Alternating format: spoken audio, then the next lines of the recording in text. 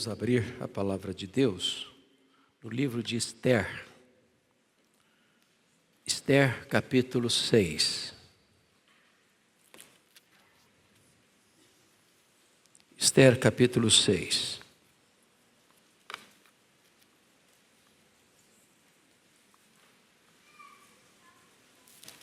Esther fica antes de Jó e depois de Neemias, para facilitar.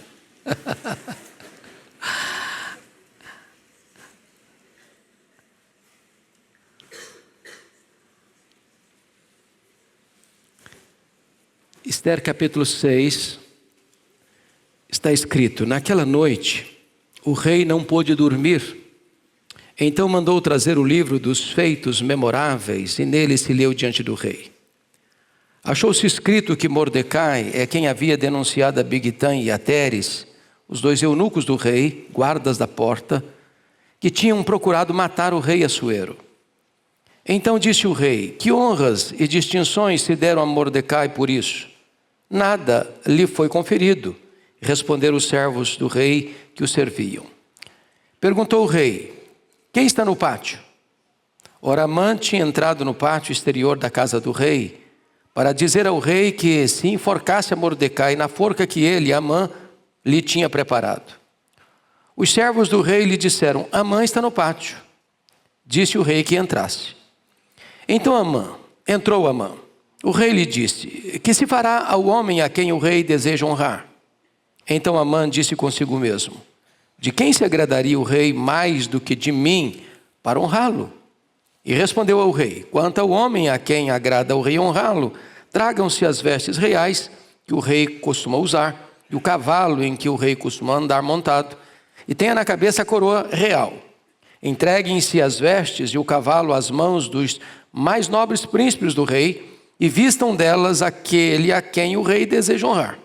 Levem-no a cavalo pela praça da cidade, e diante dele apregoem: assim se faz ao homem a quem o rei deseja honrar.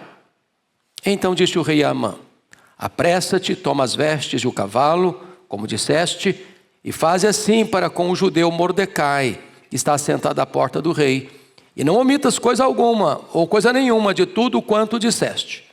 Amã tomou as vestes e o cavalo, vestiu a Mordecai e o levou a cavalo pela praça da cidade e apregoou diante dele: assim se faz ao homem a quem o rei deseja honrar. Depois disso, Mordecai voltou para a porta do rei. Porém Amã se retirou correndo para casa, angustiado e de cabeça coberta. Contou Amã a Zeres, sua mulher, e a todos os seus amigos tudo quanto lhe tinha sucedido. Então os seus sábios e Zeres, sua mulher, lhe disseram: se Mordecai, perante o qual já começaste a cair, é da descendência dos judeus, não prevalecerás contra ele, antes certamente cairás diante dele.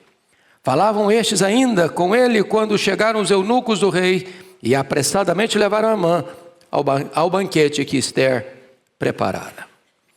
Meus amados, eu gostaria de meditar com vocês sobre o tema: a mão invisível da providência de Deus. Frederico o Grande, rei prussiano do século XVIII, pediu a um membro de sua corte uma prova cabal da existência de Deus. A resposta foi: a existência dos judeus, majestade. A existência dos judeus. A história do povo hebreu, hoje mais conhecida a história do povo judeu, tem sido uma história dramática desde o seu começo. Povo que viveu escravo no Egito, e Faraó tentou iluminar esse povo, matando as crianças. Israel tomou posse da terra, mas foi acossado pelos inimigos constantemente durante séculos. Israel viveu sob o domínio do Império Assírio, as 10 tribos do norte, sob o domínio do Império Babilônico, as 2 tribos do sul, mais tarde sob o domínio dos Medo-Persas, em seguida sob o domínio dos gregos, em seguida sob o domínio dos Ptolomeus ou dos Seleucidas, Em seguida, sob o domínio dos romanos. No ano 70, Jerusalém foi destruída. Tito Flávio arrasou o templo e dispersou os judeus por uma longa, dramática dispersão do ano 70 até o ano de 1948, quando Israel retorna ao seu território. Mas nesse ínterim, Israel sofre dramaticamente o Holocausto. Na Segunda Guerra Mundial, com Hitler, 6 milhões de judeus assassinados, com requinte de crueldade. Mais recentemente, vimos o ataque do Hamas, um grupo terrorista, que invade Israel de maneira truculenta e mata crianças, velhos, homens, mulheres, sequestram tantos outros.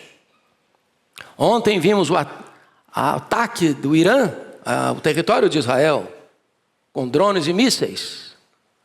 Talvez iniciando uma escalada de guerra no Oriente, que nós não sabemos ainda as proporções e as consequências.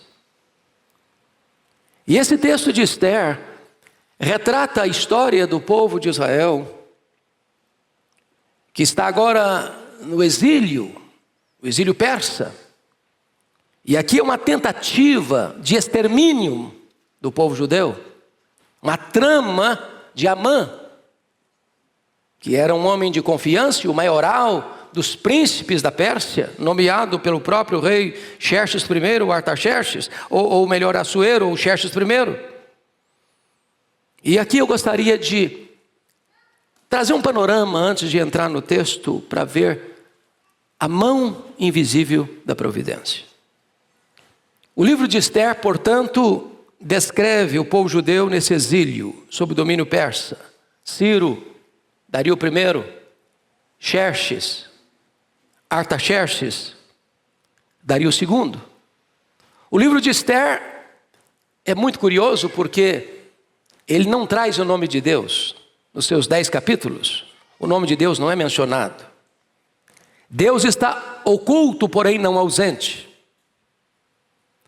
O nome de Deus não aparece, mas o dedo de Deus sim. A providência de Deus sim. Esse livro também não é citado no Novo Testamento, nenhuma vez. A Bíblia nos informa então a saga do povo de Israel, os exilados na Pérsia, neste livro.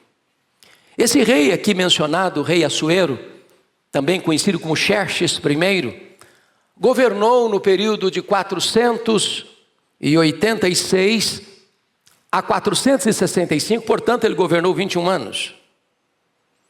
E o livro começa quando Assuero dá um banquete, muito inusitado e muito estranho inclusive, porque ele dá um banquete de 180 dias, 6 meses, convocando os príncipes da Pérsia.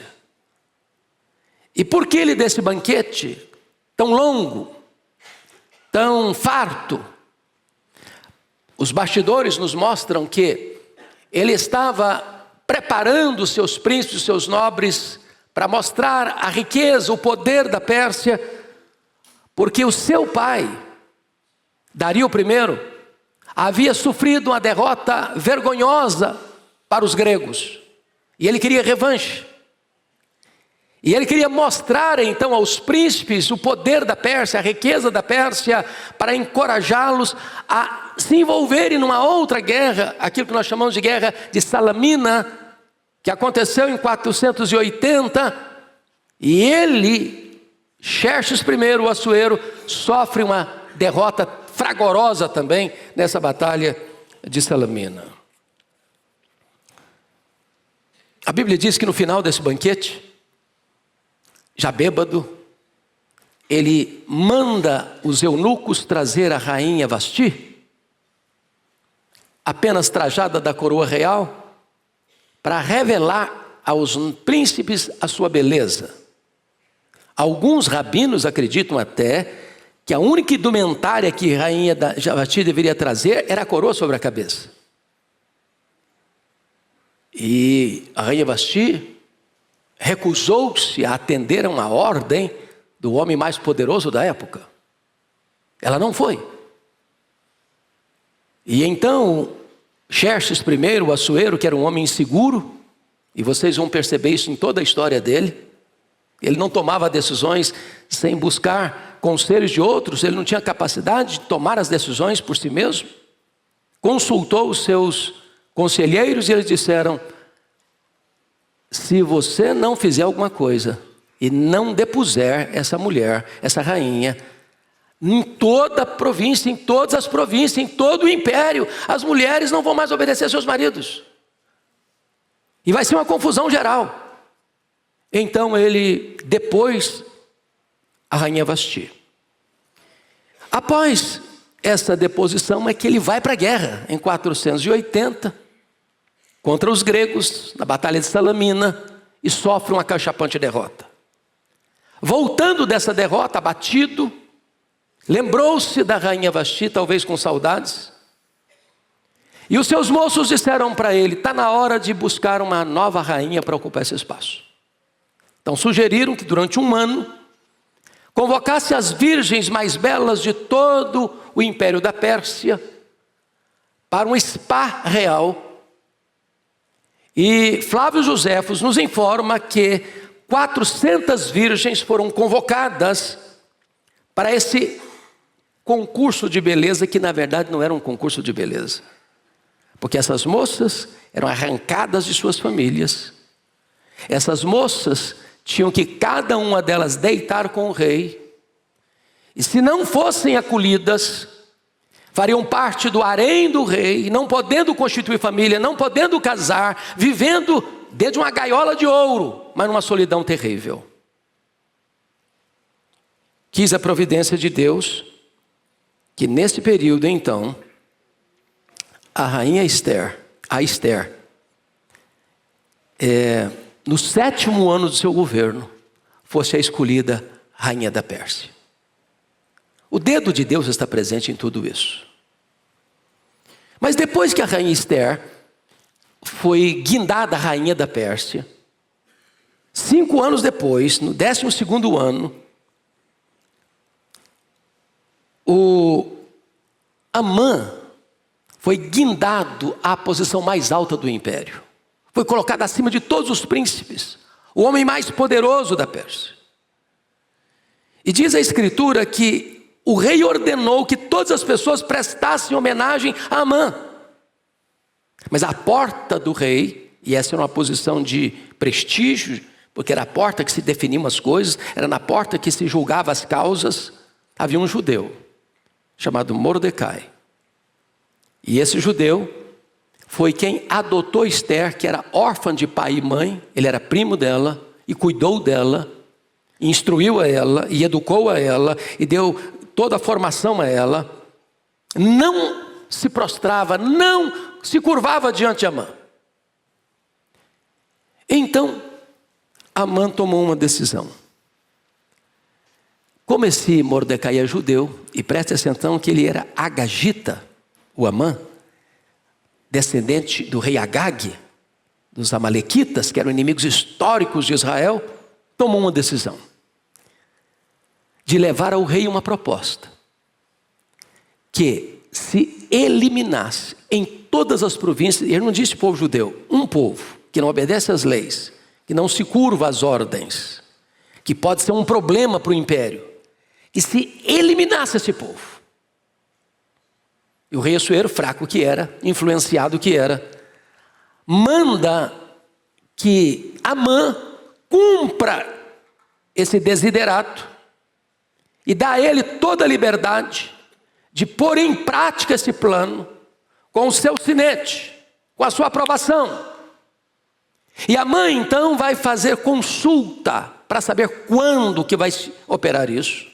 Vai ser no 12º ano do seu governo, no final do ano. Ou seja, os judeus receberiam uma sentença de morte, mas teriam que conviver quase um ano com esse drama, com essa angústia de que seriam eliminados, por ordem irrevogável do rei Assuero.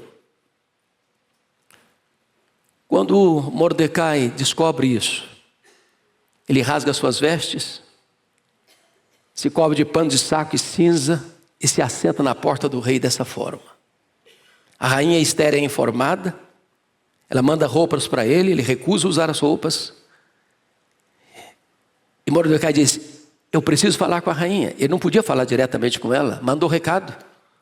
Contou a situação, do drama que vai acontecer, da morticínio que vai acontecer, do extermínio que vai acontecer, do genocídio que vai acontecer. Ela disse: mas eu não tenho nem liberdade de entrar na presença do rei sem ser chamada. Alguém entrar na presença do rei sem ser chamado é ser sentenciado de morte. Ela tentou tirar o corpo fora. Mordecai dá um outro recado. Então avisa a rainha o seguinte: não pense ela que por ser rainha ela ficará fora do alcance dessa sentença de morte. E no capítulo 4, versículo 14, ele diz: quem sabe por esta causa, por esta razão é que Deus levantou você como rainha da Pérsia. É a mão da providência. Então a rainha Esther começa a partir daí a liderar o processo. E diz para Mordecai: convoque todos os judeus de Suzã para um jejum de 3 dias. Eu e as minhas servas jejuaremos 3 dias. E então eu me apresentarei ao rei. Se perecer, pereci. Eu vou me arriscar. Após os 3 dias de jejum, Esther vai ao rei e o rei a acolhe e a recebe e pergunta: o que tens, Esther? O que pedes? Ainda que seja metade do reino, eu te darei. Esther sabiamente, não diz o que quer. Apenas convida o rei e Amã para um banquete. Aliás, banquete é uma palavra reiteradamente repetida no livro. Quando ela convida, o Amã, que era muito orgulhoso, vai para casa igual um pavão. Chama a esposa, chama os amigos, fala: eu sou o cara. Eu sou o homem mais honrado da Pérsia. Para vocês terem uma ideia, a única pessoa convidada pela rainha Esther para um banquete pessoal com o rei fui eu. Enquanto ele está indo para casa cheio de orgulho, de vaidade, soberba, diz a Bíblia que na porta do rei está o Mordecai, que não lhe presta homenagem. Ele chega em casa, conta todas as suas lorotas de orgulho, vaidade, soberba, mas tem uma coisa que está destoando. Aquele judeu Mordecai não presta homenagem. Ele está me tirando a paz, está me tirando a alegria. A mulher dele, que é uma mulher insensata, que destrói sua própria casa, juntamente com os bajuladores, diz o seguinte: tá bom, tira esse cara do seu caminho. Faz uma forca. Te pendura esse cara na forca, enforca esse cara. Para que você vai sofrer com um judeu desse? Aliás, o povo judeu está todo sentenciado de morte. Você faz a forca, já que o rei autorizou a matança de todos os judeus, de todo o império, ele não vai criar nenhuma dificuldade, você matar isso aqui, ué. E naquela noite, o Amã passou construindo uma forca de 50 côvados, de 23 metros, praticamente um prédio de 8 andares, uma coisa maluca. Ele queria exposição total. E quando amanheceu o dia, ele corre para o palácio, porque queria ser o primeiro a ser atendido em audiência, para pedir o enforcamento de Mordecai. Aí entra o nosso texto. E eu queria chamar a sua atenção para alguns pontos da providência de Deus. Primeiro, uma insônia providencial. Versículo 1: naquela noite o rei não pôde dormir. Preste atenção, naquela noite. Que noite? Que noite? A noite em que o Mordecai estava marcado para morrer. A última volta do ponteiro. O último momento. Deus é especialista em agir na última hora, não é verdade? É na 4ª vigília. É quando os recursos humanos já acabaram. É quando você não vê mais saída. É quando parece que a derrota está lavrada de forma irreversível. Naquela noite, é a noite que Deus age. Talvez na sua vida tem coisas que você diz: meu Deus, não tem mais jeito, agora a coisa já desandou, agora não tem mais saída, não tem mais solução, não tem mais possibilidade, pois Deus é poderoso para agir nessa hora. Agora veja bem, também o fato acontece com a pessoa certa, o rei. Naquela noite o rei não pôde dormir. Não foi outra pessoa que não pôde dormir, não. Foi o rei. Que noite era aquela? Foi a noite que ele teve o primeiro banquete com a rainha. Ele sai do banquete da rainha, vai para os seus aposentos e não dorme. Uma insônia. Ele podia ter buscado tantas outras diversões, ele tinha tanta coisa a seu favor e à sua disposição, mas note o texto, naquela noite mandou trazer o livro dos feitos memoráveis, e nele se lê diante do rei. Ele está querendo escutar a leitura de um livro. Olha a providência outra vez. Mas que livro é levado a ele? Aqui está outra providência, o livro dos feitos memoráveis, podia ser outro livro. Olha a mão de Deus, olha o dedo de Deus. E o que se lê nesse livro? Versículo 2. Achou-se escrito que Mordecai é quem havia denunciado a Bigtã e a Teres, os dois eunucos do rei, guardas da porta, que tinham procurado matar o rei Assuero. Mordecai está lá na porta, os eunucos estão conversando, e ele descobre que 2 daqueles eunucos tramavam a morte do rei Assuero. E então o que Mordecai faz? Conta para Ester, que já é rainha, que o marido dela estava sendo vítima de uma trama de morte. A Ester conta para o Assuero manda investigar os fatos comprovam que a conspiração era real, e o rei manda enforcar os 2 eunucos que queriam matá-lo. Isso foi registrado nos livros. Agora veja a providência. Exatamente essa é a história que é lida para o rei naquela noite. Agora notem, uma honra tardia, versículo 3. Então disse o rei, que honras e distinções se deram a Mordecai por isso?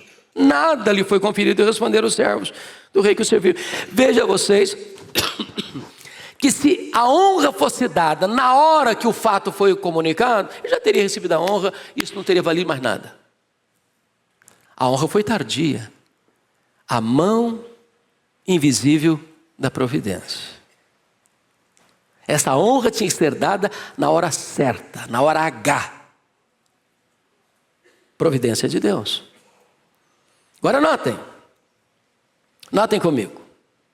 Uma recompensa na hora certa, porque o versos 4 e 5 diz, perguntou o rei, quem está no pátio?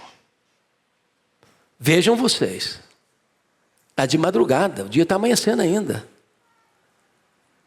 O Amã apressadamente foi para lá, para pedir o rei para matar o cara enforcado. E tinha que ser Amã que estava no pátio, porque se tivesse qualquer outra pessoa, o rei mandaria honrar Mordecai usando uma outra pessoa para andar com ele, com o cavalo, com as roupas, com a coroa, com tudo. Não, tinha que ser o Amã. E quando o rei perguntou, tem alguém no pátio? Responderam, o Amã está aí. Eu acho que quando o rei mandou o Amã entrar, ele entrou igual um pavão de novo. Puxa vida, eu sou o cara mesmo. Eu não posso nem botar o pé no palácio, que o rei quer me ver, a rainha quer me ver, eu sou o cara mesmo. E aí o rei faz uma pergunta para o Amã, que é orgulhoso, que é soberbo, e disse, o Amã, o que se faz ao homem a quem o rei resolveu honrar? Vejam vocês. O Amã pensou assim, não tem ninguém nesse mundo melhor do que eu para o rei honrar. Eu sou o cara, ele está falando de mim. Ele já me pôs acima de todos. A rainha já me convida para jantar com o rei. Não pode ter outro, ele sou eu mesmo. Aí botou a régua lá em cima. Bom, eu acho que o rei, o homem que o senhor quer honrar, deveria fazer o seguinte, ter as vestes do rei, ter a coroa do rei, ter o cavalo do rei. E deve pegar os melhores príncipes e sair com esse cara pela praça, passeando com ele, dizendo, é assim que se faz ao homem a quem o rei deseja honrar, é assim que se faz ao homem a quem o rei deseja honrar. Ele está falando de mim, pronto, sou eu mesmo. Então o rei Assuero disse, pois bem, Amã, então você vai fazer exatamente isso, vou seguir rigorosamente o seu conselho, você vai honrar o judeu Mordecai. Mas isso é ironia divina. Deus está mudando o placar do jogo. Deus está virando a mesa da história. Aquilo que você pensa que é a última noite da sua vida pode ser o começo da sua honra. Louvado seja Deus. O narrador bíblico não menciona a reação imediata de Amã. Eu fico imaginando o terremoto dentro da alma dele. Ele cumpre cabalmente. Pega o Mordecai, veste com as roupas reais, bota a coroa na cabeça dele, pega o cavalo do rei, monta o Amã e sai andando e falando. É assim que se faz ao homem a quem o rei deseja honrar. Mas aí você vê uma coisa tremenda. Tremenda. A humilhação dele, a perplexidade dele. Mas, versículo 12, confira aí comigo. Que humildade, irmãos, é uma coisa impressionante. Depois disso, Mordecai voltou para a porta do rei. Mordecai agora, se fosse igual a Amã, diz, agora não vou ficar na porta mais, agora vou entrar para dentro do palácio. Agora eu vou sentar com o rei, agora eu sou o cara. Não, ele volta para a mesma posição. O fato de você ser honrado não muda o seu caráter. Você é a mesma pessoa. Humilde. Entendendo que quem honra é Deus e quem levanta na hora certa é Deus. Você não força a porta. Você crê na providência. Mas o que acontece com a situação do Amã? Confira comigo o versículo 12 na parte B, que diz assim: porém Amã se retirou correndo para casa, angustiado de cabeça coberta. E contou Amã a Zera e sua mulher, a todos os seus amigos, tudo quanto lhe tinha sucedido. Meus irmãos, como em 24 horas o destino de uma pessoa muda. Ele despenca das alturas para as profundezas. Ele estava no topo da pirâmide, cai lá na base. Quem estava lá na base, ascende ao topo. A mão invisível da providência. E a mesma mulher e os mesmos conselheiros que disseram para ele, faz uma forca, mata o Mordecai. Agora dizem para ele assim, olha, se esse cara é judeu, e se você teve que passear com ele pela capital Suzã, mostrando que é o homem que o rei quis honrar, você já começou a cair diante dele, você não vai prosperar. Não vai prosperar. Bom, mas no primeiro banquete, a Esther não contou nada para o rei. Preste atenção na sabedoria da Esther. Às vezes, tem a hora certa de falar. Se você fala a coisa certa na hora errada, o resultado não é bom. Então, no primeiro banquete foi só suspense. Só suspense. O rei, se você realmente quer me atender, eu convido você para um segundo banquete amanhã. Você e o Amã. O Amã está nesse desespero lá na família dele, com um vaticínio, com a profecia da própria família de que ele vai cair. Quando chegam os eunucos apressados para buscá-lo para o segundo banquete. É a tentativa de alívio, quem sabe esse destino mude. E quando chega no segundo banquete, então Assuero pergunta para Esther assim, ô Esther, o que você está pedindo? Qual é o seu pedido? Você fez tanto suspense até agora, o que é? Qual é a sua causa? E diz a Bíblia, que ela responde no capítulo 7, verso 3 assim, se perante ti, ó rei, achei favor, e se bem parecer ao rei, desse-me por minha petição a minha vida, e pelo meu desejo, a vida do meu povo. Porque fomos vendidos, eu e o meu povo, para nos destruírem, matarem, aniquilarem de vez. É um choque. Porque a essas alturas, ninguém sabe, a não ser o Mordecai e Esther, qual é a origem de Esther. Ela é judia. O rei não sabe. O Amã não sabe. E agora o rei está encrencado porque o próprio rei, sugestionado por Amã, tinha baixado um decreto em que todos os judeus seriam exterminados. Isso alcançaria a própria mulher dele, a própria rainha da Pérsia. E ele começa a entrar, certamente, numa espécie de pânico, porque agora ele mesmo tinha assinado, ele tinha autorizado,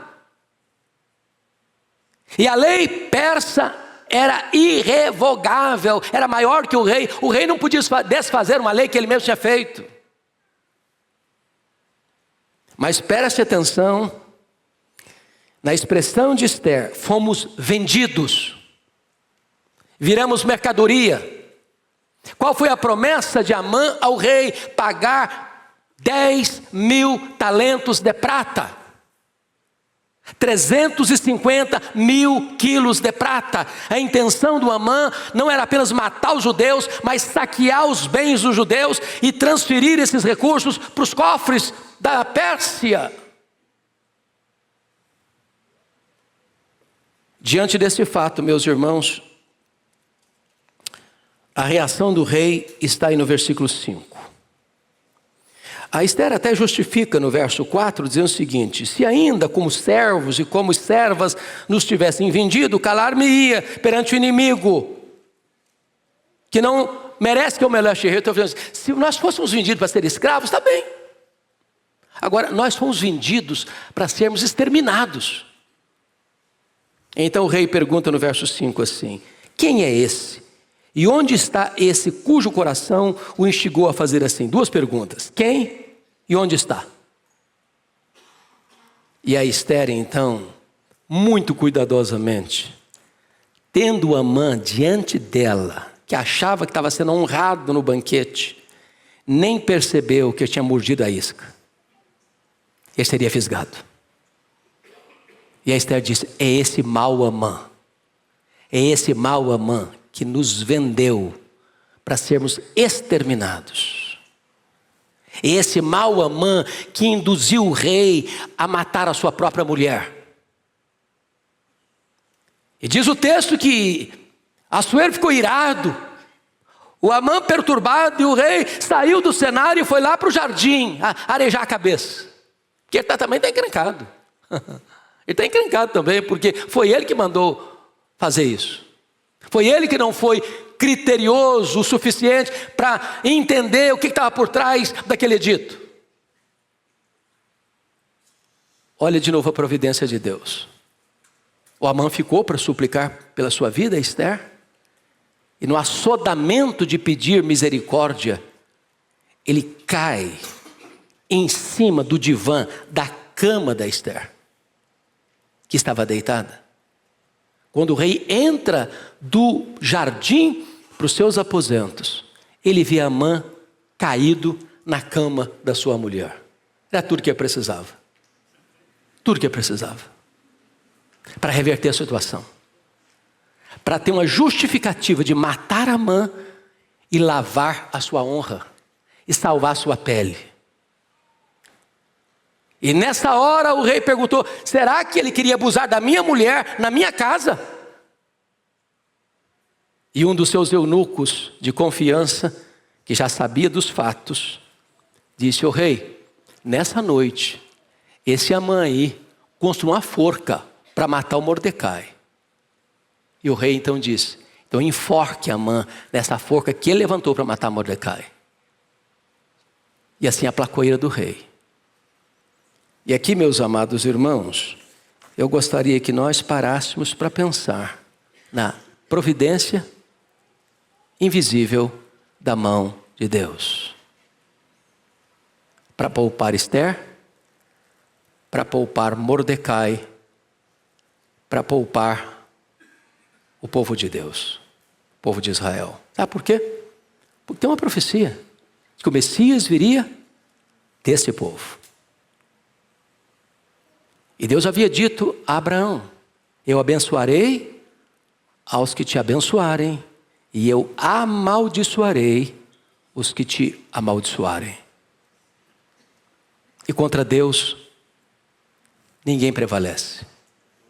Contra Deus, ninguém ganha a batalha. A mãe enforcado, seus 10 filhos são mortos e enforcados, as riquezas de Amã passam para os judeus, o Mordecai ocupa o lugar que Amã ocupava, Assuero baixa um novo decreto, porque o primeiro não pode ser revogado, mas pode fazer um novo, para que os judeus se defendam. E os judeus então ganham essa batalha. E se estabelece uma festa, que até hoje é comemorada em Israel. A festa do Purim, a festa do grande livramento da morte. Deus virou a mesa. Deus mudou o placar do jogo. Esta é a vitória da mão invisível de Deus. Esta mão está presente na sua, na minha, na nossa vida ainda hoje. Peço a você que se levante e abra a Bíblia comigo em Romanos 8, 28. Porque é o resumo, penso eu, do livro de Esther. É a essência da providência de Deus. E vamos ler a uma só voz, com total eloquência, este verso das Escrituras. Vamos lá? Sabemos que todas as coisas cooperam para o bem daqueles que amam a Deus, daqueles que são chamados segundo o seu propósito. Que Deus os abençoe. Amém.